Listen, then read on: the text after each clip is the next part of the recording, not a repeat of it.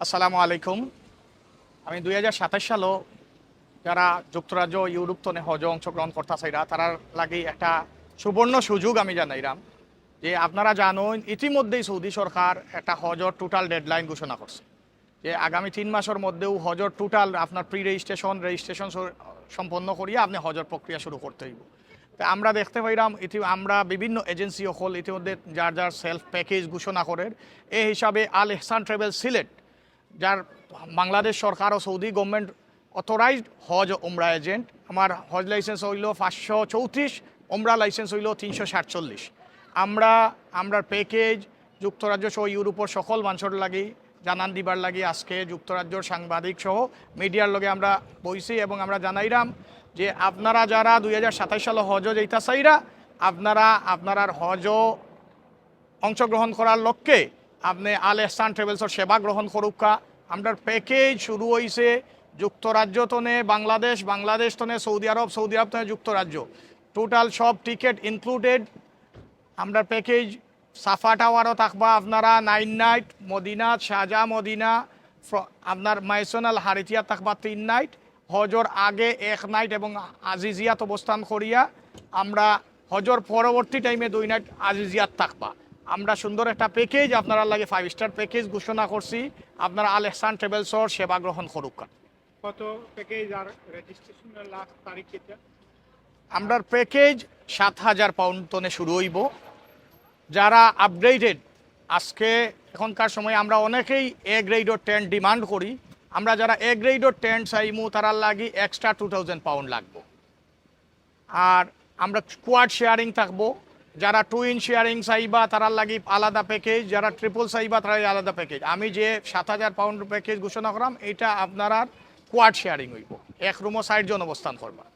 এই 7,000 পাউন্ডের ভিতরে আপনারা ইউকে তনে বাংলাদেশের টিকিট থাকবো, বাংলাদেশও 1 নাইট হোটেলও অবস্থান করার থাকবো।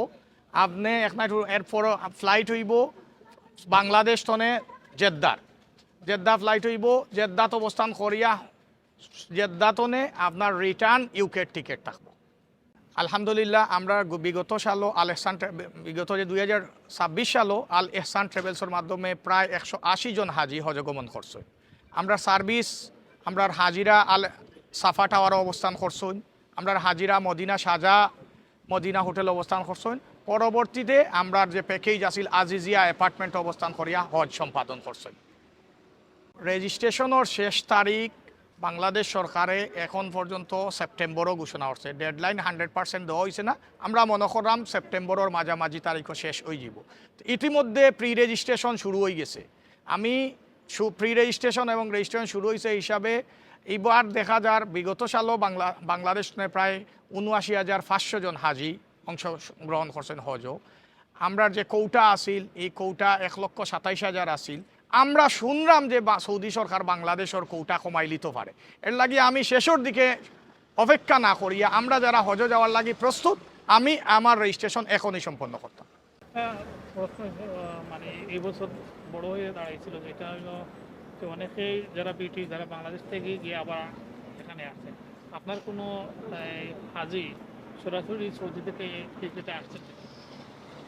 আমরা এটা দেখা গেছে এই বছর অনেকের মাঝে একটা বিরাট আলোচনা এই যুক্তরাজ্যের কমিউনিটিতে আছিল, স্পেশালি যে আমি হজ সম্পাদন করি আমার ব্রিটিশ পাসপোর্ট নিয়ে আমি যুক্তরাজ্য রিটার্ন আইতাম পারবো নি। আলহামদুলিল্লাহ আমরা প্রত্যেক হাজি যারা যুক্তরাজ্যর আসলা সব হাজিও সৌদি আরব তনে রিটার্ন ব্যাক যুক্তরাজ্য করছে, তারা কোনো অসুবিধা হয়েছে না। তারা বাংলাদেশি এবং ব্রিটিশ পাসপোর্ট দুইটা দিয়া সৌদি আরবের ইমিগ্রেশন সম্পন্ন করছে, তারা দেওয়ার পরে তারা বাংলাদেশি পাসপোর্টও তারা আপনার সিল মারছে, ইমিগ্রেশনের সিল মারিয়া যুক্তরাজ্য আইতে তার আর কোনো অসুবিধা হয়েছে না, সবও সুন্দরভাবে সুষ্ঠুভাবে রিটার্ন সৌদি আরব আইতে পারছে। অনেকেই প্রশ্ন করেন যে তারা কি বাংলাদেশে গিয়ে যাওয়া লাগবে কিনা, না এখান থেকে তারা সৌদিতে যেতে পারবে? এই প্রশ্নটা আসলে জরুরি একটা প্রশ্ন যে এইখান তনে আমি আমার হজ সম্পাদন করতাম পারমনি বাংলাদেশে। আমি বাংলাদেশ সরকারের নিয়ম হইল বাংলা সরকারে একটা সার্কুলার দিছেন যে বাংলাদেশি সকল হাজি বাংলাদেশ তনে ট্রাভেল করতাম, এর লাগি আমার প্রত্যেক হাজি বাংলাদেশও যাওয়া লাগে। অল্প সংখ্যক হাজি সরকারের নিয়ম ব্যত্যয় ঘটাইয়া বিগত বছর আমরা জানি যে ও দেশ তনে গেছই, এটা আমি মনে করলাম বাংলাদেশ সরকারে যদি নিয়ম পরিবর্তন করে তে আলেহসান ট্রাভেলসর হাজিরাও তারা যে ওপেন করিয়া দেয় যে আপনি আপনার হাজি লইয়া যাও কাতে আলেহসান ট্রাভেলসর হাজিও যাইবা তো সরকারও নিয়মরে আমরা পাল্টাইয়া বা উল্টাইয়া আমরা করতাম নাই আমরা বাংলাদেশ সরকারে কোন সার্কুলার দের এটার অপেক্ষা করবো এবং সরকারের নিয়ম অনুযায়ী আমি আমার হজ সম্পাদন করার চেষ্টা করব